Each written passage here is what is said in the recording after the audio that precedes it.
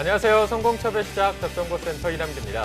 네, 안녕하세요. 정보윤입니다. 네, 또 새로운 월요일이 시작이 됐습니다. 저희가 또 힘찬 월요일을 위해서 좋은 소식만 전달하고 싶은데 오늘 비도 오고 또 청년 실업자가 50만 명을 웃돌면서 실업률이 사상 최악으로 치닫고 있다는 소식이 있네요. 네, 이를 해결하기 위해서 정부에서는 근로자 휴가 지원 사업과 청년 내일 체험 공제 등 중견기업으로 취업을 유도하기 위한 청년 일자리 대책까지 마련하고 있다고 하는데요. 네. 또 뿐만 아니라 오늘 2부에서 이어질 저희 잡정보센터의 히든 챔피언스 리그만 봐도 굉장히 좋은 알찬 중소기업이나 중견기업이 굉장히 많잖아요. 네. 이런 기업들 저희 방송 참고하셔서 이런 기업들로 취업 노려보셔도 좋을 것 같습니다. 네. 아무리 사상 최악의 취업 한파가 몰아쳤다고 하더라도 여러분은 그 취업 한파에 휘말리지 않으시면 되는 거거든요. 그래서 오늘 여러분들의 인생의 봄날을 위해 저희가 또 알찬 정보를 준비해봤습니다. 월요일 잡정보센터 힘차게 출발해보시죠.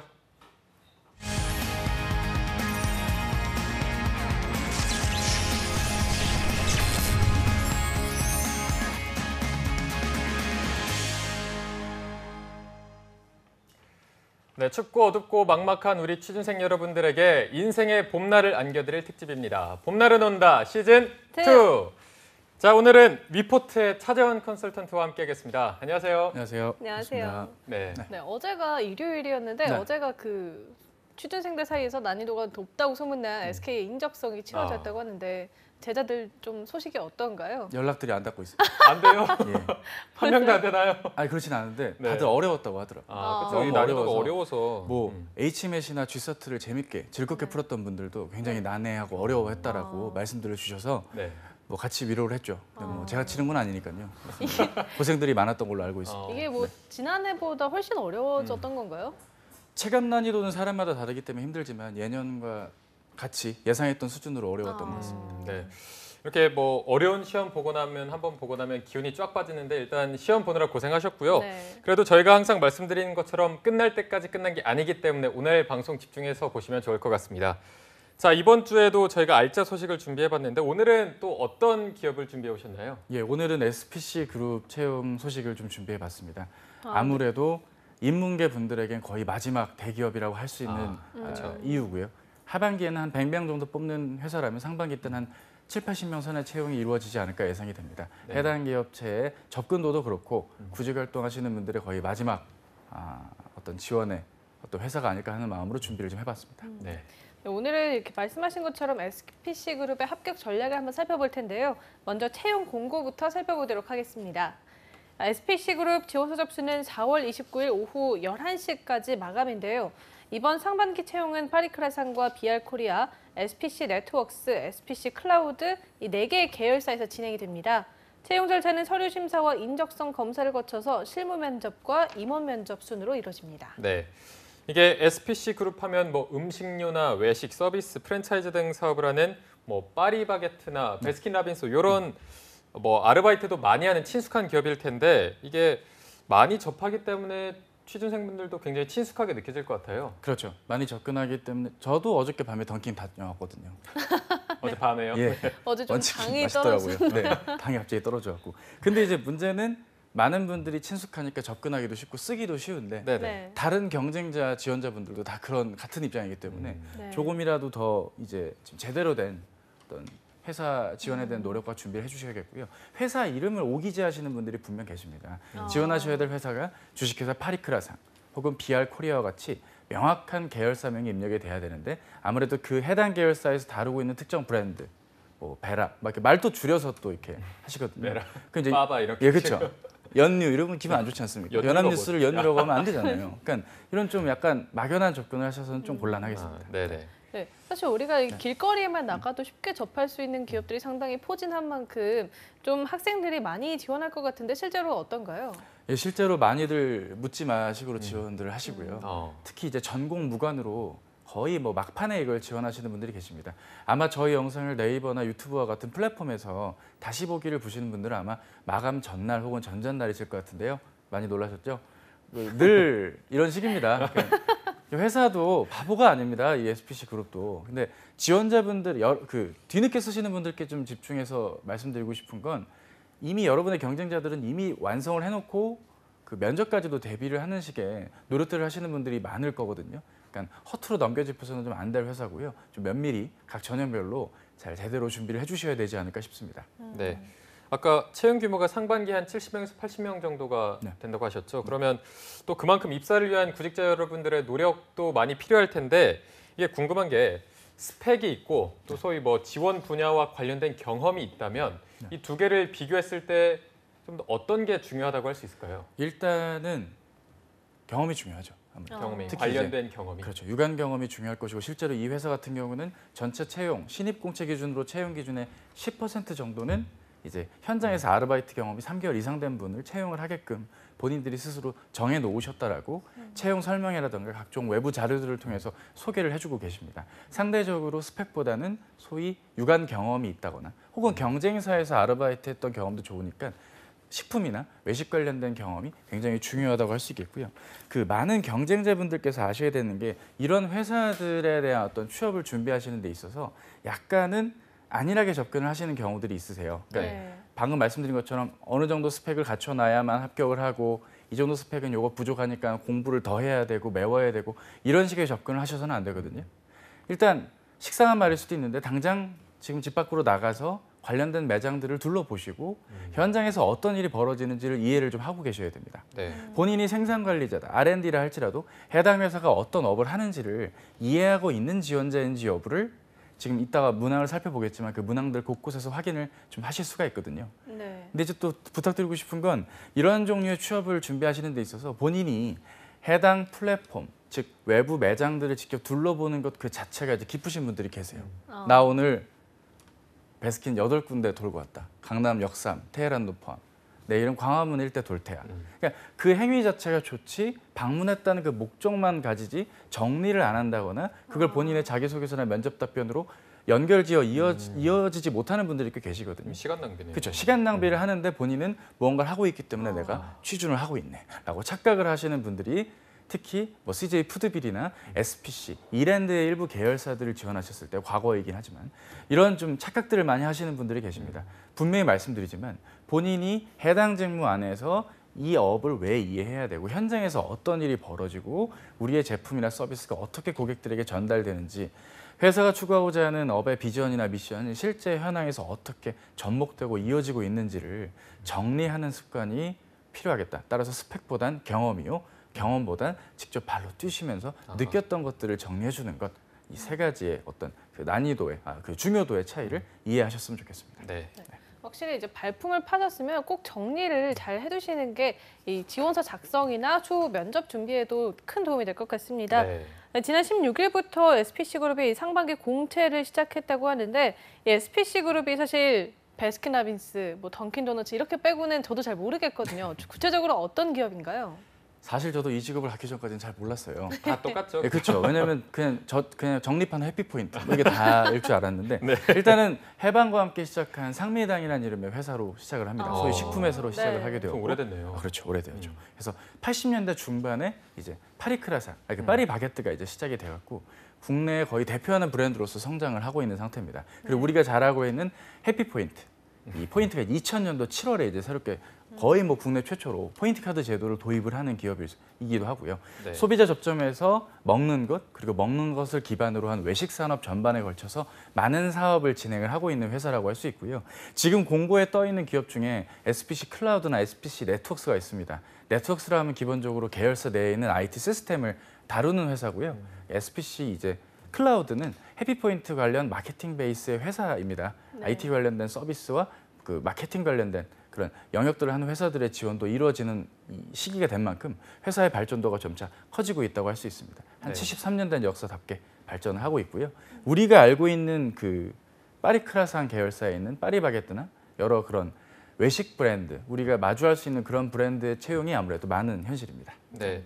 이게 듣다 보니까 전통도 굉장히 있는 기업이고 또 우리나라를 대표하는 외식 브랜드를 다수 소유하고 있는 종합식품 기업 SPC 그룹임을 저희가 확인할 수가 있었는데 이번에 18년도 SPC 채용이 다른 회사들과 차이점이 있다거나 혹은 이 SPC 그룹만의 좀 특별한 특징 같은 게 있다면 어떤 게 있을까요? 뭐 이번 전형이라서 다른 건 아니고요. 네, 물론 일부 상이하긴 하지만 크게 두 가지 메인 특징이 있습니다. 일단 인적성 검사 때 디자인 역량 검사라는 걸 하게 됩니다. 디자인 네. 역량 검사. 이게 일종의 이제 시각 테스트 같은 겁니다. 그러니까 아. 이런 거죠. 뭐 이미지 4개를 주고요. 네. 다음 중 10장의 이미지를 가장 잘 드러낸 이미지를 골라라. 네. 아니면 가장 절망의 이미지에 부합되는 것을 골라라. 혹은 가장 SPC 그룹의 이러한 그 가치와 부합된다는 이미지를 골라라. 그러니까 시각 테스트긴 한데 정말 좀 아니신 분들, 그러니까 제가 함부로 이런 표현을 생방송 중에 하기가 좀 그랬는데 해당 회사가 추구하고자 하는 어떤 가치관이라던가 이런 어떤 회사가 추구하고자 하는 방향에 비추어 볼 때 이 사람이 이 가치관에 부합되는지 아닌지를 보기 위한 것들을 일반 기업들은 인성 검사를 통해서 진행을 하는데 이 회사는 인성 검사 플러스 이런 디자인 역량 검사를 별도로 진행을 하고 있습니다. 네. 통상 10개에서 15개 문항 정도가 진행을 하고요. 정답이 있다기보단 해당 지원자는 어떤 이미지가 더 역량에 가까운 이 특정 문항에 대한 가까운 이미지를 고르는가 그의 합불 여부로 이해를 해주시는 게 좋겠습니다. 네네. 실제로 보면 일반적으로 풀고 오신 분들이 정답이 하나 내지는 2개 같다라고 말씀드려 주시는 경우들이 있거든요. 따라서 네. 정답이 있는 것이 아니라 복수의 정답이 있고 본인이 생각하고 이해하고 있는 그 시각화된 답을 기재해 주시는 합불의 개념의 검사라고 할 수 있겠습니다. 또 하나는 이제 매번 다르긴 하는데 관능 검사라고 있어요. 관능 실제로 뭐 컵을 4개를 놓고 네. 소금을 조금 넣은 거, 좀 더 넣은 거, 많이 넣은 거, 완전 짠 거 4개를 넣은 다음에 직접 마셔보고 가장 짠 거부터 순서대로 컵을 재배치해 보세요. 뭐가 답니까? 뭐가 짭니까? 이런 식으로 검사를 하는 식이 있어요. 뭘 네. 확인하려는 시험이죠? 확실히 이 회사가 아무래도 식품 계열 회사다 보니까 해당 지원자가 어떤 회사가 추구하고자 하는 어떤 맛이라던가 구성원이 갖춰야 될 기본 자질적인 면을 이런 관능 검사를 통해서 확인하고자 하는 좀 독특한 면접입니다. 네. 1차 실무진 면접 때 했던 적도 있고요. 이번에는 임원 면접 시기에 이거를 진행을 합니다. 그런 두 가지가 일단 특징이 있다고 할 수 있고요. 개인적으로는 샘표식품에서 하는 젓가락 면접과 요리 면접 다음으로 이걸 지금 왜 봐야 되는지 막막하실 분들이 계실 것 같은데요. 네. 이거는 해당 회사가 꾸준히 하고 있다는 건 그만큼 검증이 됐다는 것이요. 해당 회사가 추구하고자 하는 어떤 그 인재 채용의 방향에 부합되는 전형이라고 이해를 하고 있는 것 같습니다. 너무 거부감 느끼지 마시고 과감하게 진행을 해주시는 게 좋을 것 같습니다. 네. 그 밖에 하나만 더 보자면 네. 제2외국어 테스트 중 이상에 체크한 지원자에 한해서는 가점을 위해서 특정 제2외국어 테스트를 진행을 합니다. 현지인이 올 수도 있고요. 현지 언어를 가깝게 잘하는 내부 직원분이 오셔서 간단한 버벌 테스트를 하게 될 것입니다. 세 가지 그냥 특징입니다. 대화만 간단하게 하는 그렇죠. 건가요? 뭐 쉽게 말해서 OPI나 OPIC 시험 같다고 보시면 되겠습니다. 네. 그 정도. 네, 이게 상당히 좀 디자인 역량 검사나 관능 검사 둘 다 굉장히 독특한 것 같은데 이게 SPC에만 있는 면접 전형인 그렇죠. 건가요? 네. 대기업 중에선 그렇고요. 그러면 이 관능 검사라는 거 약간 뭐 맛을 본다라고도 하셨는데 또 그거 외에 또 구체적으로 뭐 맛이라던가 다른 아니면은 그게 꼭 액체가 아니라요. 어떤 베이크된 제품들을 아. 보시고 진행을 해서 먹어보고 어떤 게 좀 더 달고 덜 달고 혹은 이게 어떤 맛이 더 들어갔고 덜 들어갔고 뭐 초코 맛이 덜 들어갔고 덜 들어갔고 등을 그냥 장금이 검사 같은 느낌이라고 가볍게 보실 수도 있는데요. 결국 네. 가볍게 보셔서는 안 될 것입니다. 솔직하게 먹어보고요. 만약에 뭐 미각적으로 문제가 있다거나 해서 뭐 떨어지거나 이렇다기보다는 정말 아닌 답변이라던가 묻는 말에 대한 답에 완전 반하는 좀 잘못된 것들은 분명 시시비비를 가려내겠죠. 실제로 본사 3층이나 5층쯤에 가보면 관련된 랩실이 분명히 있다고 합니다. 관능 검사 전용 공간이 또 따로 있을 네네. 만큼 해당 회사 자체의 기업 문화 내에 이러한 맛에 대한 어떤 이미지 파악 그리고 구성원들이 이걸 가려낼 수 있는지 여부 등도 인재 채용의 중요한 기준이 되는 것으로 확인이 됩니다. 네. 뭐 이런 관능 검사는 따로 준비를 할 수가 없기 때문에 그냥 긴장하지 마시고 편하게 보는 게 중요할 것 같고요. 그리고 이 SPC 그룹 같은 경우에는 식품업계나 또 뭐 외식업 관련된 경험이 있어야만 합격률이 더 높더라 이런 카더라가 있거든요. 이게 네. 실제로 어떤지 궁금합니다. 실제로 뭐 SPC까지는 아니지만 CJ 푸드빌을 지원한 제 학생 같은 경우가 이제 요즘 그 SNS 상에서 오픈 채팅방 같은 게 있습니다. 네. 가명으로 이제 본인이 들어가서. 근데 이제 소위 카더라의 멘트들이 되게 많으시거든요. 이를테면 그 회사에 아르바이트를 하면 무조건 떨어진다더라. 그러니까 아니거든요. 그러니까 경쟁사에서 일을 한다 해서 떨어지거나 그런 게 아니라 오히려 추후 면접 때 굉장히 많은 활용도가 될 것입니다. 네. 실제로 타사에서 일을 해봤으니까 그 회사 대비 지금 지원한 우리 회사 그 계열사에서 영업 관리한다는 건 본인한테 어떤 의미인가 이런 식으로 비교하고 좀 고민을 하고 왔다는 효과를 알 수 있기 때문에 절대로 타 회사에서 아르바이트를 했다거나 근무했던 이력이 방해가 된다고 볼 수는 없고요. 또 역으로 아르바이트 자체를 아예 한 번도 안 했기 때문에 떨어진다라고 보긴 힘듭니다. 실제로 스펙이 그나마 더 중요시될 일반 스텝 직군들, 뭐 홍보팀이라던가 인사팀 같은 경우는 실제로 뭐 아르바이트를 할 확률이 좀 적죠, 상대적으로. 현장에서 뭐 빵을 팔아봤다거나 음료를 팔아본 이력들이 적기 때문에, 아이스크림을 스쿱으로 푼 이력이 없기 때문에 이분들한테 기대하는 건 직무상에서의 성과와 어떤 해당 직무를 담당할 수 있는 지원자의 조건에 부합되는지를 보기 위해서이기 때문에 그런 것들에 너무 휘둘리지 않으셨으면 좋겠습니다. 그러니까 갑자기 이제 와서 아르바이트를 하려고 하면 채용이 안 될 소지도 있잖아요. 그죠? 그 점은 감안해 주시는 게 좋겠죠. 네네. 참 채용이 될 때마다 이런저런 카드라들이 참 많은 것 같은데 그럴수록 저희가 더 열심히 해야겠다는 그런 생각이 듭니다. 네. 또 연봉 얘기를 안 할 수가 없는데요. 이 SPC의 신임 평균 연봉은 어느 정도 수준인가요? 그 이번 같은 경우는 현직자분들한테 좀 이야기를 들어봤는데 네. 얘기들 잘 안 해주시더라고요. 아, 이유는 안 한 모르겠습니다. 이유가 뭘까요? 글쎄요. 근데 저도 예전에 현직자일 때 누가 물어보면 답을 잘 안 해줬던 게 기억이 납니다. 아무래도 외식, 식품 관련 회사들은 일하는 업무 강도 대비 연봉이 그렇게 높은 편은 아니거든요. 3천대 후반에서 4천대 초반을 생각해 주시면 좋을 것 같습니다. 네, 3천대 후반에서 4천대 초반 이거는 저희가 또 확실하게 말씀을 드릴 수가 없기 때문에 이 부분은 그 점을 조금 참고해 주시고요. 그리고 다음 카더라가 이제 필터링에 관련된 건데 그렇죠. 뭐 일부 기업에서는 뭐 특정 전형에서는 한번 떨어지면은 다시는 그 그렇죠. 기업에 지원을 할 수 없다 이런 암암리의 필터링이 있다는 말이 있던데 네. SPC 계열사 같은 경우에는 실제로 어떻습니까? 없습니다. 그런 건 없습니다. 아예 없습니까? 예, 오. 열심히 지원을 계속해서 네. 이어가시면 좋은데 이왕이면 한 번에 붙는 게 제일 좋겠죠. 그렇죠. 그리고 떨어졌더라도 면접도 같은 경우에 꼭 질문을 받으시게 될 거거든요. 두 번째, 세 번째 재지원하신 분들 특히 면접 가셨을 땐 자기소개 때 아예 그런 얘기를 먼저 활용해 주시는 것도 좋겠어요. 지난 면접 때는 이렇게 떨어졌기 때문에 이번 면접 자리까지 내가 준비를 많이 해왔다. 특히 나의 이러한 점이 부족했기 때문에 이렇게 메워온 결과 이렇게 좋은 면접 자리까지 올 수 있었다. 오늘 면접 때 좋은 말씀들, 좋은 내용들 말씀 들려드려서 최종 합격하고 싶다라고 자기소개를 하시는 게 차라리 더 낫지 않을까 싶을 정도로 이런 중복 지원에 대해서, 반복 지원에 대해서는 어떤 필터링이 없기 때문에 과감하게 지원해 주시는 게 좋겠습니다. 네. 네, 반복 지원에 대한 필터링이 없다고 하니까요. 취준생 여러분들 잊지 마시고 꼭 지원하시면 좋겠습니다. 네, 지금까지 SPC 그룹에 대한 전반적인 소개와 채용 정보를 알아봤는데요. 이제는 본격적으로 자소서 문항에 대해서 정리해 보도록 하겠습니다. 네. SPC 그룹의 경우에는 전 계열사가 공통된 자소서 항목으로 진행이 되는데요. 먼저 1번 문항에서는 지원한 그 계열사가 보유하고 있는 비즈니스 측면의 강점 또는 앞으로 발휘 가능한 잠재적 강점이 무엇이라고 생각하는지를 작성해야 하는데요. 이 문항은 어떻게 접근하면 좋을까요? 예, 이게 일단은 많은 분들이 지원할 때 급하게 지원할 때 복사하기 붙여기를 해서 가장 쉽게 쓰시는 경우들에 네네. 해당이 되거든요. 왜냐하면은 이 회사는 이미 강점이 있는 회사인 걸 네. 저희 할머니도 아시는 수준입니다. 그러니까 정말 아이고 가다가 빵 먹고 싶어. 그럼 파리바게뜨에서 빵 사면 되는 수준. 그냥 네. 명확한 강점이 있기 때문에 보다 더 구체성이 있는 비즈니스적인 강점 혹은 아직 사업이 크게 발현되지 않았지만 앞으로 발전 가능성이 있는 면을 좀 확인할 수 있고 검수할 수 있는지 여부를 묻는 소위 구체성과 해당 회사에 대한 지원 의지, 관여도를 어떤 묻는 문항이기 때문입니다. 여러분들은 좀 이런 부분에 대한 준비를 면밀하게 해주실 필요가 있겠고요. 굳이 이것에 대한 구성을 하자면 글자 수가 많지 않기 때문에 일단 본인이 생각할 때 이 회사, 이 업이 어떤 업인지 스스로 좀 정의를 좀 내려주실 필요가 있겠습니다. 네. 단순히 식품 회사, 식품 기업, 고객들에게 맛있는 것을 제공하는 회사, 고객에게 행복의 가치를 주는 회사 이렇게 노래 가사도 아니죠, 그죠? 행복을 주는 그런 차원으로 접근하셔서는 안 되거든요. 네. 명확하게 내가 구성원의 입장이 되어봤을 때 이 회사, 이 업이 어떤 회사인지를 좀 충분히 이해하고 있다는 게 초반 한 문장 혹은 소제목의 기재가 되어야 됩니다. 네. 그 다음에 현황에 대한 이야기가 많아야 한 2문장 정도 나와줘야겠죠. 근데 대부분이 300주 넘게 현황을 그대로 복사하고 붙이고 계십니다.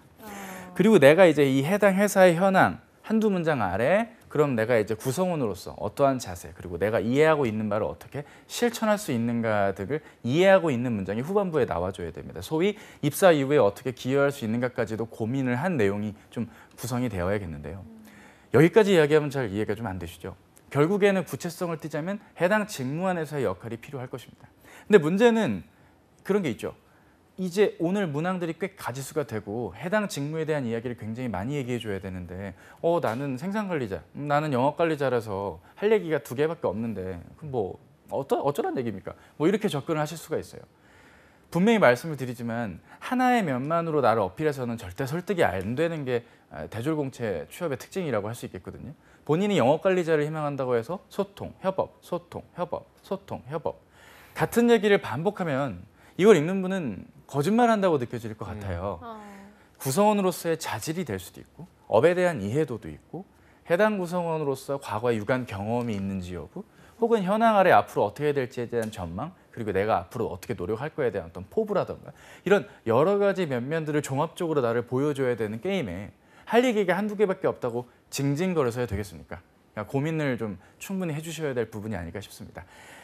힌트를 좀 드리자면 SPC 매거진이라고 이제 해당 회사에서 운영하는 블로그가 있을 것입니다. 네네. 웹진이 있기 때문에 해당 기업에서 현재 어떤 현황이 있는지를 뉴스 기사의 단편적인 어떤 느낌보단 해당 현지 구성원의 인터뷰라든가 구성원들의 어떤 내용들이 담긴 것들을 한번 읽어보시고요. 해당 회사가 추구하고자 하는 비즈니스를 구성원이 현재 어떻게 이해하고 있는가를 좀 본인이 느껴보세요. 아, 이 사람들은 해당 회사에서 일을 한다는 걸 이렇게 이해하고 있구나. 앞으로의 발전을 이렇게 생각하고 있구나를 간접적으로 한번 느껴보시고요. 본인이 이해하고 있는 바에 좀 같이 연결을 지어서 한번 기재해 보시는 게 어떨까요? 지금 이렇게 말해도 이게 모호하다고 하실 것 같은데 방송에서 할 수 있는 최선을 저는 말씀을 드렸습니다. 정리하자면 내가 이해하고 있는 바를 소제목이나 문단 초반에 넣어준다. 그리고 해당 회사의 현황을 두 문장을 넣어준다. 그리고 이러한 이해하고 있는 바 아래 현황을 통해 해당 회사가 어떤 강점인지를 알았다면 이제 구성원의 미래 구성원의 나이가 앞으로 어떻게 이 회사를 꾸려나갔으면 좋겠는지라는 근거 있는 얘기 아래 강점을 좀 적어주시면 될 것 같습니다. 네. 이게 제가 또 궁금한 게 회사에 대한 현황을 한 두 문장 정도 적어라 이렇게 말씀해 주셨는데 이게 네. 그 업계나 해당 기업이 항상 좋은 소식만은 있는 게 아닐 테고 그 현황이 조금 안 좋은 소식과 관련돼 있는 건 무조건 피해야 되는 건지 아니면 좋은 소식만으로 이렇게 어필하는 게 더 좋은 방법일까요? 안 좋은 소식이지만 본인이 지원한 직무나 구성원으로서 이게 커버가 되는 내용들도 분명히 있을 겁니다. 하지만 네. 그렇지 않은 것들이 있겠죠. 이를테면 프랜차이즈업의 갑질로라든가 이런 것들. 그러니까 되게 심각하고 민감한 주제들을 처음부터 그냥 무슨 신문 기사처럼 이렇게 스포트라이트 적듯이 이렇게 막 적어주시는 건 좀 곤란하겠습니다. 그러니까 지적을 하면 안 되거든요. 그러니까 내가 미래 구성원으로서 이거를 커버할 수 있는 구성원으로서 이 직무에서 이렇게 일을 한다면 이러한 아쉬운 점, 문제점도 해결이 가능할 것이다라는 영역이라는 게 분명히 있을 것입니다. 대고객 서비스가 있을 것이고 제품의 어떤 구성의 다변화라든가 매대의 어떤 좀 차별화라든가 이런 것들은 충분히 본인이 구현이 가능하실 건데 내가 건들지 못할 수 있는 영역이라는 게 있습니다. 프랜차이즈의 갑질. 그건 뭐 되게 민감한 주제잖아요. 그렇죠? 그렇다고 프랜차이즈업을 너무 옹호해서는 또 안 되거든요. 너무 좋아요, 정말 좋아요, 어쩜 좋아요 이렇게 너무 막 나열을 해도 그래서 뭐 그러니까 회사도 알거든요. 그래 아는데 그래서 네가 누군지 궁금해. 무슨 생각하고 우리 회사를 이해하고 있고 우리 회사의 가능성을 네가 어떻게 파악하고 있는지 비판적으로 이해하고 있는지가 궁금해라는 의미니까요. 그런 점은 참고해서 1번 문항 작성하시면 좋을 것 같습니다. 네. 네, 이어서 2번 문항 한번 살펴보도록 하겠습니다. 지원 직무를 선택한 이유와 해당 직무를 성공적으로 수행하기 위해 어떤 노력과 경험을 했는지 서술해 주십시오라는 문항인데요. 이 문항의 경우에는 지원 동기를 묻는 문항이겠죠? 그렇죠. 직무 지원 동기를 묻는 건데 문제는 제가 지금 이런 류의 기업들 문항을 최근 많이 좀 들고 오고 있어요. 그러니까 해당 회사 입사를 위해 준비한 노력을 얘기해 줘야 되는데 과거에 본인의 그냥 일반 경험을 그대로 그냥 막고기 붙이듯이 이게 딱 연결을 지으시는 분들이 있거든요. 네. 별로 연관이 없는데 갑자기 봉사활동 갔다 온 얘기를 한다거나. 그러니까 해당 회사가 그러니까 이 3단계를 기억해 주셔야 돼요. 해당 직무가 어떤 일을 합니다. 혹은 어떤 일을 하는 어떤 일을 하는 직무인 것 같다. 혹은 이 직무는 이런 담당자가 일을 해줘야 된다라는 역시나 이 직무 담당자로서의 이해를 한 문장 먼저 적어주셔야 됩니다. 그 다음에 이 내용을 잘 수행하기 위해서 이러한 일이기 때문에 이러한 면이 필요합니다라고 내가 이해한 거에 따른 당위성, 필요한 면의 필요성을 좀 적어주셔야 되고요. 그 다음에 이걸 위한 노력을 적어주시는 순서가 제일 이상적으로 읽혀지기에 좋은 구조입니다. 일방적으로 영업이니까 소통이 중요합니다. 소통, 제가 예전에 소통 많이 했는데요. 봉사활동 갔을 때도 외국인과 소통했습니다. 이런 식이면 취업을 위한 준비를 한 게 아니라 본인의 경험이 맞닿았다고 일방적으로 짝사랑하는 사람이 우기는 거잖아요, 지금. 그죠. 당신을 예전부터 지켜봤어. 좋아하고. 뭐 이런 식이면 무서워서 사람 뽑겠습니까, 이거? 그러니까 좀 연관성이 있는 접근이 좀 필요하겠다 해서 해당 직무를 이해하고 있는 거기에 따른 필요한 내용들 그리고 그걸 위한 준비한 나의 이야기를 해주셔야 되겠습니다. 6일밖에 안 남았는데 그럼 준비가 전혀 안 돼 있다. 어떻게 해야 됩니까? 당연히 해당 회사의 채용 설명의 자료라든가 블로그를 통해라도 좋으니 현직자의 인터뷰 내용이라도 좀 찾아봐 주시는 것. 혹은 이때 현장을 둘러보는 겁니다. 현장에 둘러보고 실제로 어떤 일들이 벌어지는지를 본인이 좀 느껴주셔야 됩니다. 영업관리자가 아니고 제품을 생산하는 생산관리자라면 내가 관리하고 있는 그 제품이 현장에서 어떻게 팔리는지, 내가 R&D 담당자라면 내가 뿌리고 내가 기획한 그 어떤 기술들이 현재 제품으로서 어떻게 제품화되는지를 이해한 걸 토대로 내가 어떤 노력을 이제 해왔는지, 당연히 이제 과거에 공부했던 것들이나 내용들이 있겠죠.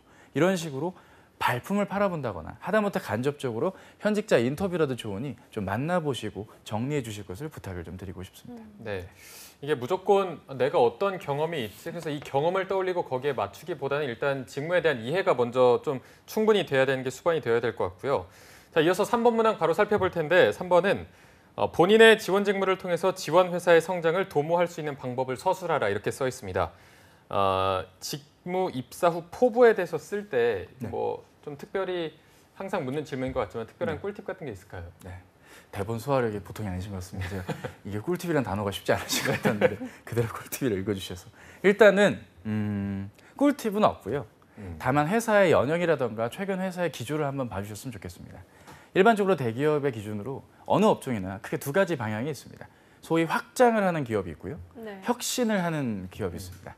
이 회사는 어떤 축에 속할까요? 제가 봤을 땐 확장과 혁신을 같이 하는 기업입니다. 따라서 둘 중에 뭐가 맞아 틀리다가 아니라 해당 확장이면 확장에 맞게 내가 어떻게 확장성을 뭐 국내와 해외 혹은 내수 시장 안에서 혹은 해외 시장 안에서의 확장인 건지 아니면 제품이라던가 어떤 기술적인 면의 혁신이라든지 면면의 어떤 방향들을 한번 이해를 해주시고요. 그 방향 아래 이 회사가 나아가야 될 점을 본인이 한번 파악을 해주십시오. 막연하게 뭐 현직자 인터뷰나 내용만을 봐서는 또 곤란하겠습니다. 그 다음에 본인이 내가 이제 이 직무 안에선 그런 것에 어떻게 도움을 될지 확장이든 혁신이든 매출이 올라오려면 영업관리자는 필드에서 매출이 날 수 있게 어떤 고민을 해야 되고 연구를 해야 되고 기획을 해야 되고 전략을 짜야겠죠. 생산관리자라면 최대한 안에서의 비용을 줄이고 효율이 날 수 있는 쪽으로 노력을 해야 됩니다. 결국 해당 직무 안에서 내 역할을 다 해내는 것이 중요할 것입니다. 정리하자면 회사가 확장인지 혁신인지 한번 가늠해 보시고 그 방향성 아래 해당 직무에서 직무 수행을 잘 해주면 되는 겁니다. 이 두 가지 내용을 꼭 글 안에 들어간 다음에 본인이 이해하고 있는 바 혹은 구체성을 띈 내용들을 추가해 주시면 살로 붙여주시면 좋겠습니다. 네. 네, 확실히 해당 회사와 나에 대한 고민이 좀 충분하게 필요할 것 같다는 생각이 드는데요. 이어서 4번 문항 한번 살펴보도록 하겠습니다. 네. 4번 문항에서는 SPC그룹의 핵심 가치인 정직과 혁신, 협업 중 한 가지를 선택하고 그와 관련해서 가장 인상 깊었던 사례와 그 이유는 무엇인지 서술해야 하는데요. 이거 역시 또 선생님만의 그 작성법이 있을까요? 예, 뭐 저만의 작성법은 전국에 없고요. 그냥 네. 이 내용을 비춰볼 때 핵심 가치가 홈페이지에 나와 있습니다. 근데 문제는 그 내용을 그대로 옮기면 안 됩니다. 지금 내용을 보시면 정직, 기본에 충실하며 올바르게 행동한다. 혁신, 변화 추구, 열정 도전. 그리고 여기 협업, 올바르게 행동하고 다양성을 존중하고 유기적으로 협력한다. 자, 이러한 일련의 내용들을 보고 그대로 그 내용을 본인의 경험에 넣어서는 안 됩니다. 이를테면 내가 동아리 때 이런 활동하는데 이왕이면 내가 동아리 장인이 기본에 충실하며 올바르게 행동하자는 목표 아래 같은 단어를 반복해서 쓰시는 분들이 계세요. 네. 뭐 래퍼도 아니고 그죠? 라임을 그대로 갖다 붙여서는 안 되고요. 네. 만약에 그러니까 이런 거예요. 그러니까 내가 핵심 가치를 이렇게 이해하고 소화할 수 있는 내용을 갖고 있소입니다. 이해되십니까? 이해가 안 되세요? 본인이 정직하니까 나 정직해, 기본에 충실했고 올바르게 행동했어 라고 그 단어를 그대로 적지 말아주시고요. 그 당시에 그 상황을 비추어 볼 때 내가 리더였건 리더가 아니었건 간에 이 상황에서 내가 내 역할을 잘 소화를 해서 이러한 좋은 결과를 내야 했기 때문에 라는 어떤 정황에 대한 상황 설명이 충분히 나와주고 네. 내 역할에 대한 이해도 그리고 행동으로 옮긴 그 결과 이 세 가지의 내용이 나온 다음에 마지막 결론에서 지금 핵심 가치에서 말하고 있는 이 뜻풀이들이 같이 연결을 지어주는 게 좋을 것 같습니다. 그러니까 내가 좀 내 역할을 충실해갖고 결과가 좋게 나왔던 걸 통해 정직을 말할 수도 있고요. 내가 이왕이면 조금이라도 좀 새롭게 추구해서 더 나은 결과를 위해 고민하고 노력했던 내용들을 보여준 다음에 이게 회사가 추구하고자 하는 혁신에 부합됨을 설명해 주시면서 마무리. 혹은 내가 다양성을 존중한다는 게 꼭 해외 나가가지고 외국인 친구들 뭐 코트디부아르 친구, 네덜란드 친구 막 같이 PPT 만들고 이런 게 아니거든요. 왜 나와 다른 생각을 하지? 이 문제를 어떻게 바라봤는지를 헤아리기 위한 노력의 과정. 그 결과 이렇게 이해하겠구나. 다양성을 파악하고 이해. 접점을 찾아서 좋은 결과. 이게 바로 협업이야. 라는 식으로 좀 정리가 돼야 될 텐데 그런 면의 내용들을 좀 파악을 해주셔야 되는데 그런 면이 좀 아쉽습니다. 네. 자, 이어서 저희가 마지막으로 5번 문항을 살펴볼 텐데 개인 경력 측면에서의 비전 혹은 목표는 무엇이며 이를 달성하기 위해서 입사 후에 어떤 노력을 할 것인지 단기적, 장기적 측면에서 작성해라. 이게 600자 안에 쓰기에는 조금 빠듯할 것 같기도 한데 접근을 어떻게 하는 게 좋을까요? 그렇죠. 이게 만약에 1000자라고 한다면 500자 나눌 텐데 그냥 깔끔하게 말씀을 드리고 싶습니다.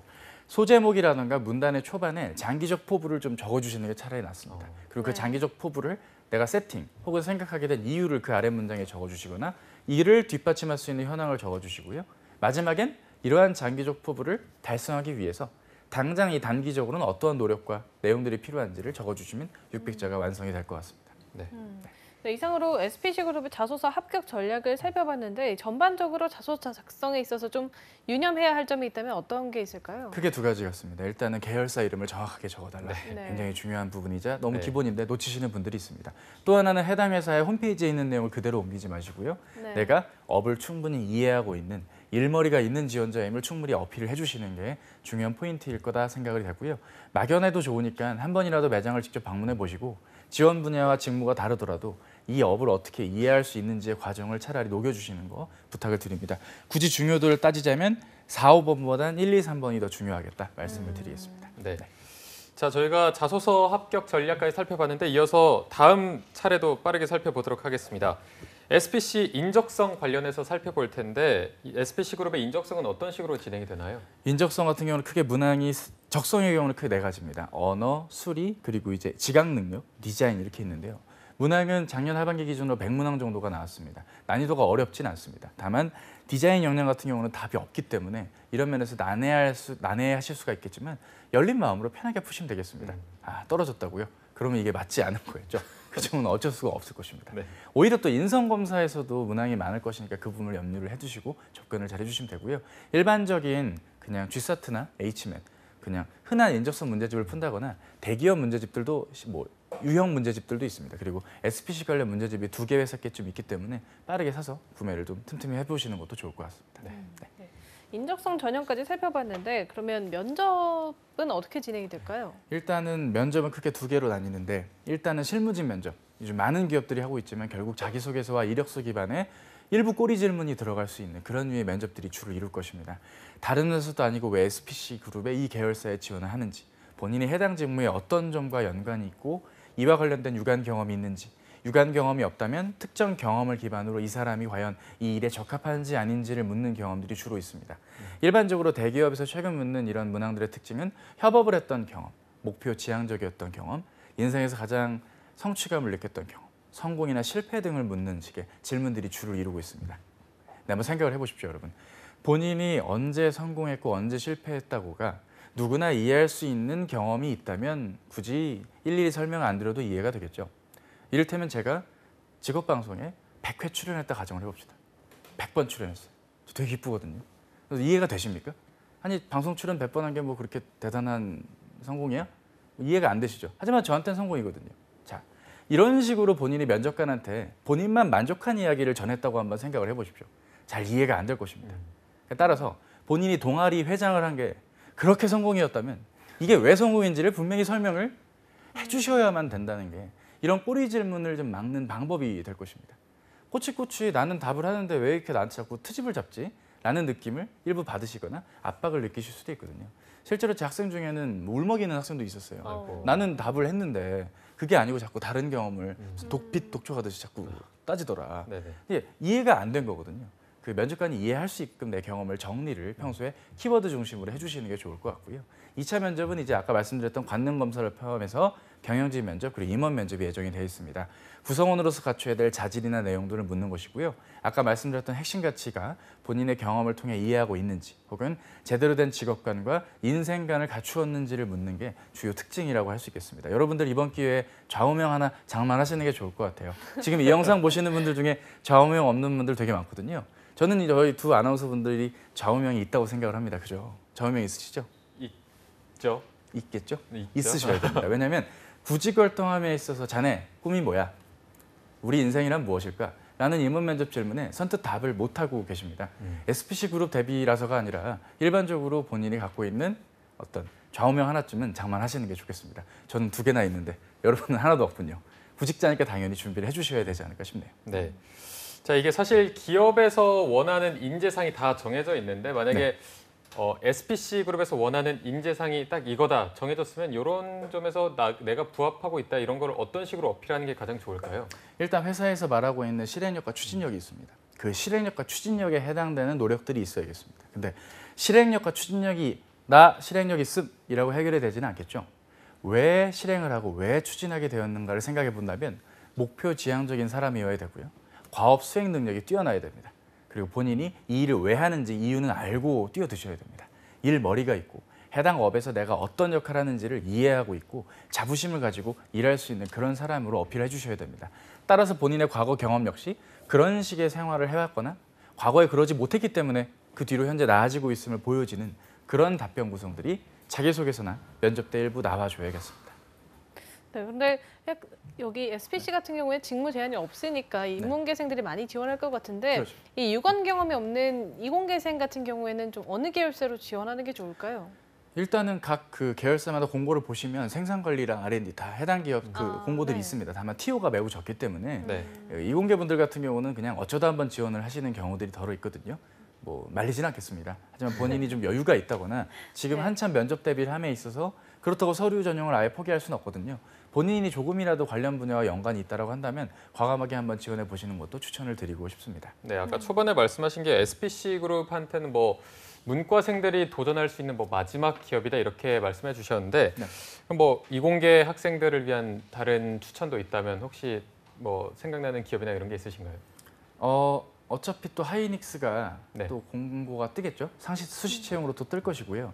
뭐 현대차 그룹이라든가 일부 계열사들이 상시 채용으로 이제 공고를 올려놓을 것입니다. 네. 그리고 외국계 기업들의 채용이 이제 좀 더 본격화될 것이고 중견 기업들도 있을 것이고 하기 때문에 본인의 써왔던 자소서 이제 대기업 전형을 거치면서 어느 정도 고도화가 됐을 것입니다. 그 내용들 이제 좀 더 다져놓고 좀 빠르게 지원할 수 있게 준비를 해놓으셨다가 준비하시는 게 좋고요. 이를 대비하기 위해서라면 평소에 기존에 기출됐던 문항들을 한번 보시면 되겠습니다. 그 문항이 그대로 나오진 않을 것이고 해당 문항에 묻고자 하는 의도들이 분명히 있거든요. 직무에 대한 얘기, 회사에 대한 얘기, 인재상에 대한 얘기, 가치에 대한 얘기, 혹은 업에 대한 현황에 대한 얘기 이런 파악된 여부 등을 확인하는 문항들이 주로 이루니까 미리 문항들을 준비했다가 빠르게 지원하시는 것도 방법이 될 것 같아요. 이공계분들 힘내십시오. 마지막으로 이 SPC 그룹 취업을 희망하는 취준생 여러분들을 위해서 차스의 신의 한 수 전해주시죠. 네. 예, 뭐 거창한 얘기를 드리고 싶진 않습니다. 지금 이 방송이 마치는 대로 11시까지 다 보시고요. 마치는 대로 가까운 시내 가까이에 있는 베스킨과 던킨을 한번 가봅시다.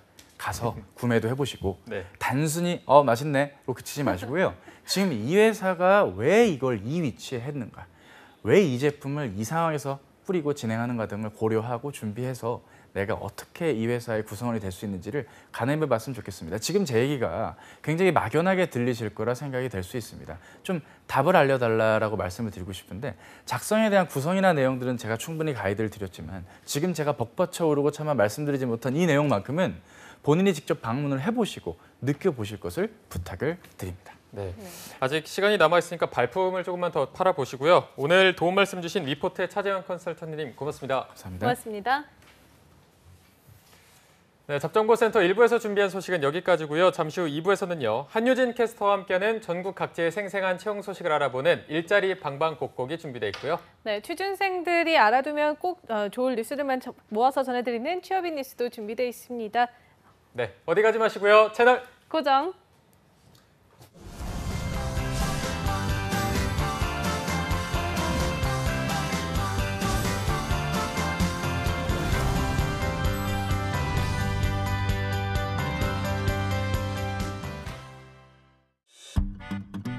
걸음이 늦다고요? 열정의 걸음은 더 빠릅니다. 잘 못 본다고요? 내일의 희망은 더 잘 봅니다. 표현 방법이 다르다고요? 소통의 대화는 더 따뜻합니다. 더불어 일할 때 희망은 빨라집니다.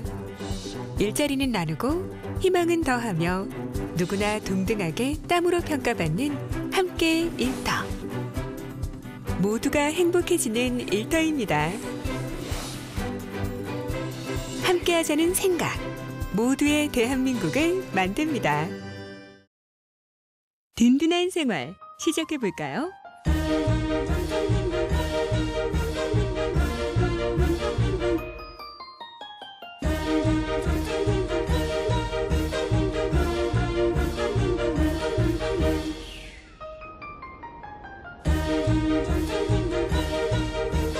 누구든 노후가 든든해야 하니까.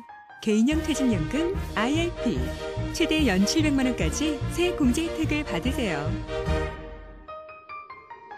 든든한 세제 혜택에서 든든한 노후 생활까지 개인형 퇴직연금 IRP가 여러분을 응원합니다. 슬플 거라 생각 말아요. 그런 사연 없어요. 불편할 거라 생각 말아요. 그런 사연 없어요. 다양한 가족의 모습을 존중할 때 행복이 더해집니다. 오늘도 행복해요.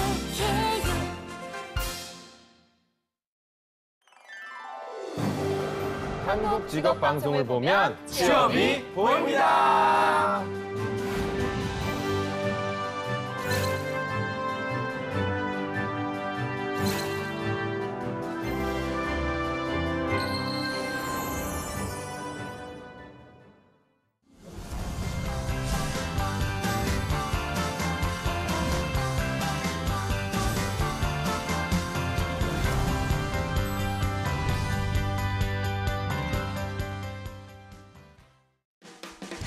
네, 성공취업의 시작 잡정보센터 2부의 문을 또 활짝 열어봤습니다. 저희가 2부에서는요.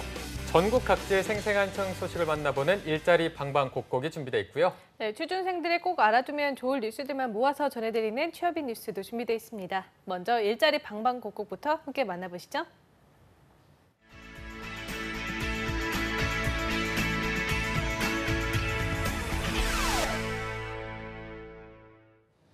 네, 매일매일 전국 각지의 생생한 채용 소식을 알아보는 일자리 방방곡곡. 오늘은 월요일마다 만나 뵙는 김건호 주무관님이 계시는 전라도 광주로 연결해 보겠습니다. 주무관님 안녕하세요. 네, 안녕하세요. 강주 고용복지플러센터 김건호 주무관입니다. 네, 주무관님 첫 번째 일자리 소식은 어떤 건가요? 네, 첫 번째 강주 지역 일자리 소개해드리겠습니다. 이번 주 사업장은 강주 북구 우남동에 위치하고 있는 시설물 유지 관리 및 실내 건축업체인 세영산업 주식회사입니다. 공무 및 현장 관리 등의 업무하실 건축 시공 기술자 2명 채용할 계획입니다. 지원 자격은 고졸 이상 학력과 경력은 무관합니다. 건축학 전공자나 건축산업기사 및 건축기사 자격증 소지자 우대한이 참고하시기 바랍니다. 급여는 연 3,500만 원 이상이고 면접 후 협의 가능합니다. 접수 마감은 5월 31일까지지만 조기 마감될 것으로 보입니다. 관심 있는 분들은 서둘러 주시고요. 접수 방법은 이력서, 자기소개서, 경력증명서 등을 준비하셔서 이메일로 접수하시면 됩니다. 네, 조기 마감이 될 것으로 예상이 되니까요. 구직자 여러분들의 빠른 지원 바랍니다. 주무관님 바로 다음 소식도 전해주시죠. 네, 다음으로 구인구직 만나면 할 소식 준비했습니다. 강주 고용복지플러센터에서는 구인업체 인력난 해소와 일자리를 필요로 하는 구직자에게 취업의 기회를 제공하기 위해 매주 구인구직 만나면 행사를 개최하고 있습니다. 이번 주 만나면 행사는 주식회사 스카우트에서 참여하여 직업 상담사 2명 채용할 계획입니다. 급여는 월 170만 원부터 지급됩니다. 행사는 4월 26일 목요일 오후 2시부터 강주 고용복지플러센터 11층 상설채용관에서 진행됩니다. 참여를 희망하는 구직자분들은 만나면 날 행사 당일 지원 서류를 지참하셔서 면접 복장으로 방문하시면 됩니다. 네, 구직자 여러분들을 위한 채용 행사를 준비하셨다고 하니까요. 많은 관심과 참여 부탁드립니다. 주무관님 오늘 소식 고맙습니다. 네, 고맙습니다. 네, 다음은 경기도로 연결해 보겠습니다. 성남 고용복지플러스센터의 이은경 주무관님 안녕하세요. 네, 안녕하세요. 성남고용복지플러스센터 이은경 주무관입니다. 네, 주무관님 오늘은 어떤 일자리 소식 준비해 오셨나요? 네, 저희 성남 지역 일자리 정보 먼저 소개해드릴 기업은요. 주식회사 삼성종합장식이라는 기업입니다. 주식회사 삼성종합장식은 모조장신구에 사용되는 부품을 제조하고 판매, 수출하는 기업이고요. 성남시 중원구 상대원동에 위치하고 있습니다. 이번에 모집하는 분야는 프레스 금형을 담당할 직원 1명을 모집하고 있습니다. 액세서리 모조 장식 부품 금형 및 금형 수리를 담당하게 되고요. 기본적인 금융 지식이 있으시면 지원 가능합니다. 지원 자격은 학력은 무관하고요. 1년 정도 금융을 해보신 분을 찾고 있습니다. 주 6일 근무고요. 연봉은 3,350만 원 이상으로 면접 후에 결정이 됩니다. 모집 기간은 5월 4일까지고요.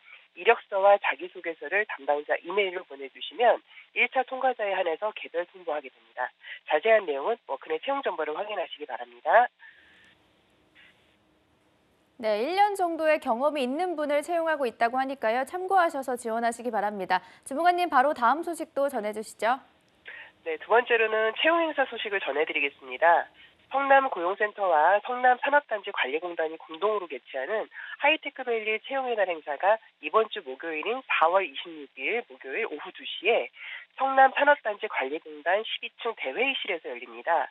하이테크밸리에 입주한 우수 중소 중견기업과 취업을 희망하시는 구직자에게 회사 탐방하고 면접을 볼 수 있도록 지원하는 행사입니다. 이번 행사에 참여하는 기업은 솔브레인 옵토스 주식회사 등 3개의 기업입니다. 생산, 기계조립, 사무 등 총 30명을 모집하고요. 면접을 희망하시는 분들은 행사 당일인 4월 26일 목요일 날 오후 1시 40분까지 성남시 중원구 상대운동에 위치한 성남산업단지관리공단 12층으로 이력서를 지참하셔서 방문하시면 면접 및 부대 행사에 참여하실 수 있습니다. 자세한 내용은 워크넷 채용 정보를 확인하시기 바랍니다. 네, 성남고용센터에서도 구직자 여러분들을 위한 채용 행사를 준비하셨다고 하니까요. 많은 관심과 참여 부탁드립니다. 주무관님, 오늘 소식 고맙습니다. 네, 고맙습니다. 네, 지금까지 일자리 방방곡곡 전라도와 경기도 지역의 채용 정보 살펴봤습니다.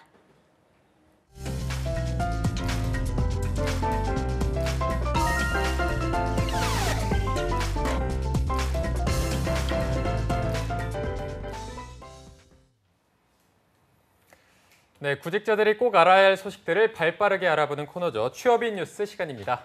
네, 오늘 소개해 주실 잡정보센터 2부의 도움이죠. 한유진 캐스터 나와 있습니다. 어서 오세요. 안녕하세요. 네, 안녕하세요. 안녕하세요.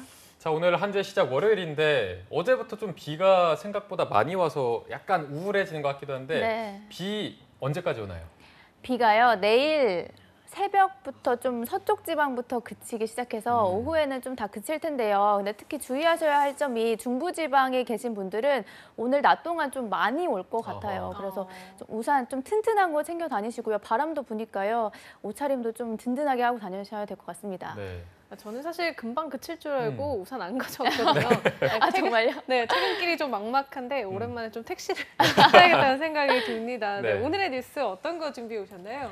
네, 오늘 첫 번째 뉴스는요. 한국의 모든 취준생들은 상반기 공채 중 어떤 대기업을 제일 많이 지원을 했을까요? 라는 설문조사에서 한 네. 교육 사이트에서 진행했는데요. 가장 많은 응답을 얻은 기업이 바로 삼성그룹이었습니다. 네. 삼성그룹은 지난 15일 G스타트 시험이 진행됐는데요. 과연 이 삼성 상반기 공채에 지원한 취준생들이 가장 어려워하는 직무 적성 검사 항목은 무엇일까요? 혹시 예상이 가시나요? 저는 네. 제 개인적인 성향으로 했을 땐 추리 논리가 추리 조금 어렵지 않을까. 저는 좀, 수리 논리가 어렵지 않을까 그렇죠. 저희 싶었는데 문과생들이 다 생각한 게 비슷한 것 같습니다. 네. 그렇습니다. 어떤가요? 답변을 해드리자면 삼성그룹에 지원한 총 331명의 응답자들의 답변을 살펴보면 네. 가장 어려운 G스타트 항목으로는 바로 시각적 사고로 180명이 응답을 했고요. 비율로는 무려 54%가 된다고 합니다. 이어서 이남규 아나운서가 말씀해 주신 것처럼 추리가 56명으로 17%였고요. 그다음에 수리 논리로는 48명인 15%, 그리고 언어 논리가 47명으로 14% 순으로 결과가 나왔습니다. 네. 시각적 사고가 가장 어렵다고 느꼈다고 하니까 제 입장에서는 약간 의외이긴 한데 네네. 이게 그만큼 좀 중요한 영역이라서 좀 부담을 느끼는 게 아닌가 싶어요. 네, 맞습니다. 게다가 이 시각적 사고력 영역은 합격권의 점수가 좀 가장 낮은 부분이기도 하고요. 또 네. 단기간에 성적을 올리기 힘든 영역으로도 유명한데요. 비중이 높기에 어렵다고 하더라도 꾸준히 또 공부를 해줘야 하는 영역이기도 합니다. 네. 그리고 또 다음으로 어렵다고 느낀 영역은 추리 영역입니다. 17%를 차지했는데 어떤 것이 또 가장 우리 취준생분들을 어렵게 느끼게 하는 항목이었나요? 네, 추리 영역 중에서 가장 난이도가 높은 것이 바로 암호 문자 추리인데요. 이름만 들어도 참 어렵죠. 네네. 네. 하지만 작년 하반기에 세 문항밖에 출제가 되지 않았기 때문에 비중이 그리는 높지는 않아서 취준생들이 부담을 크게 느끼지는 않았는데요.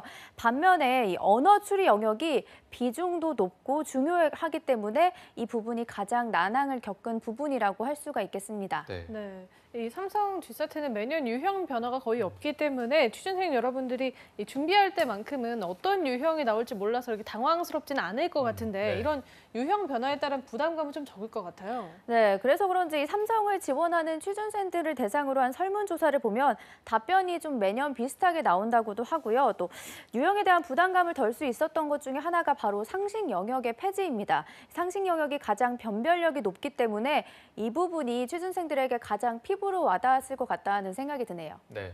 자, 그리고 저희 잡정보센터에서 얼마 전에 오프닝 멘트를 할 때 현대차 역사 에세이가 폐지된 것을 모르는 학생이 4명 중에 1명꼴로 집계되어 있어서 이게 조금 의아했었는데 혹시 뭐 삼성도 그런 건 아니지 어떻습니까? 네, 앞서 설문과 함께 G사트 상식 시험 폐지를 알고 있는지 여부에 대한 응답도 있어 설문도 같이 진행이 됐었는데요. 네.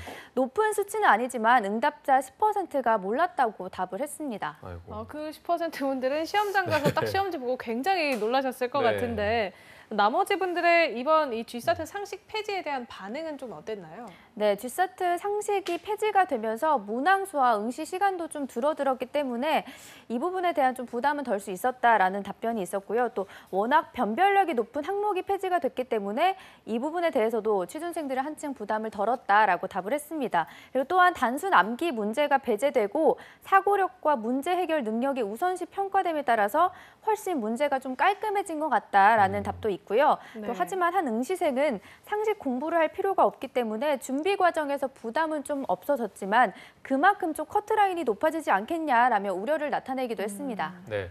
저희가 다양한 반응도 살펴봤는데 이제 곧 G사트의 결과가 나올 텐데 결과가 나오고 나서 4월이나 5월 중으로 면접이 치러지고 또 면접 합격자 발표 및 건강검진까지 해서 5월 안에 이게 마무리될 것으로 보이니까 마지막까지 지치지 마시고 조금만 더 힘내주시기 바라고요.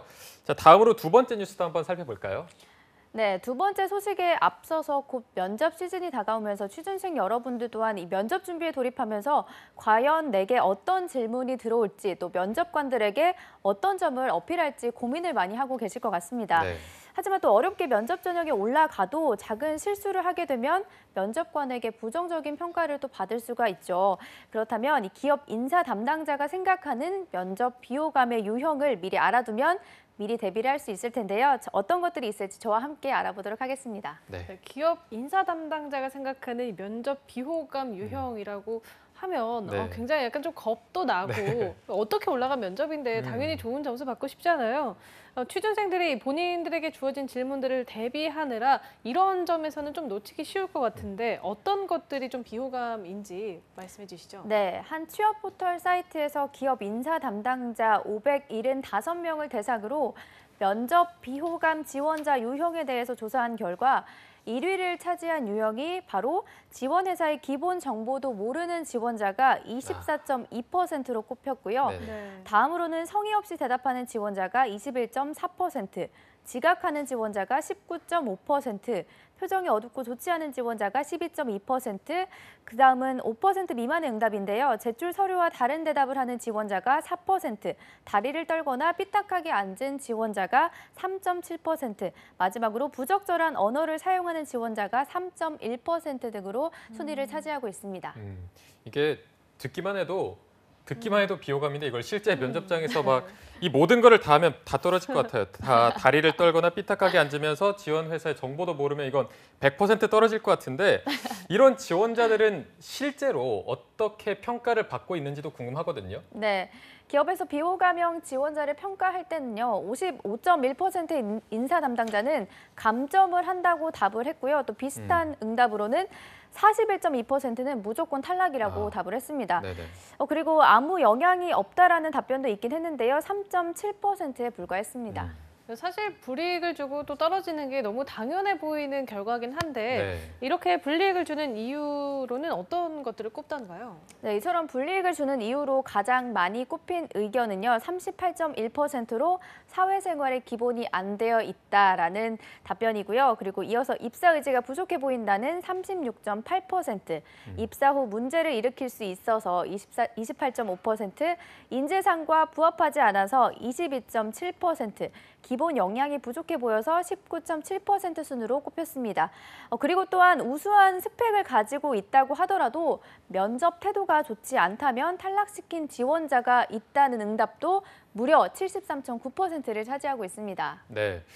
방금 말씀하신 우수한 스펙이나 능력이 있어도 이게 사람 대 사람으로 일하는 거니까 어떻게 보면 당연한 결과가 아닌가 싶은데요. 또 궁금한 게 이렇게 비호감 유형이 있는가 하면 분명히 호감을 느끼는 유형도 있을 텐데 호감을 느끼는 지원자 유형으로는 어떤 것들이 있나요? 네, 인사 담당자들이 꼽은 호감을 느끼는 지원자 유형으로는요. 첫 번째로 밝은 표정과 긍정적인 인상의 지원자가 38.3%고요. 또 면접에 집중하고 자세가 바른 지원자가 21%, 회사에 대한 강한 애정이 보이는 지원자가 11.7%, 그리고 직무에 대한 목표의식이 뚜렷한 지원자는 10.1%, 명확한 답변을 하는 지원자가 5.9%, 마지막으로 논리적으로 의사표현을 하는 지원자는 4% 순으로 조사가 됐습니다. 네, 앞서 이 비호감 유형을 묻는 설문과는 다르게 저는 이 호감 유형을 묻는 설문은 조금 의외라고 생각한 게 네네. 회사에 대한 애정이나 이제 묻는 질문에 명확하게 대답을 하고 또 논리적으로 대답하는 지원자를 좋아할 거라고 생각을 했거든요. 그런데 그런 것보다는 밝은 표정이나 긍정적인 인상이 더 그 많은 점수를 좀 따는 그런 태도인 것 같은데 네. 이런 인상을 풍기면 면접에서 훨씬 이점을 받겠어요. 그렇습니다. 이 기업에서 호감형 지원자를 평가할 때 가점을 주는 경우는 85.9%나 차지를 하고 있는데요. 심지어 무조건 합격시킨다는 의견도 10.6%나 됐습니다. 네, 오늘 취업인 뉴스는 오늘도 취준생들을 위해 알찬 뉴스와 정보를 한번 꾸며봤습니다. 네. G사트 인적성 뉴스와 면접에 대한 주제로 다뤄봤는데요. 네, 오늘 수고해주신 한유진 캐스터 고맙습니다. 고맙습니다. 자, 내일 방송 역시 합격 전략을 짚어드리는 봄날은 온다 시즌2가 이어집니다. 내일 방송 기대 많이 해주시고요. 네, 저희는 내일 오전 10시에 다시 웃는 모습으로 찾아뵙겠습니다. 시청해주신 여러분 고맙습니다. 고맙습니다.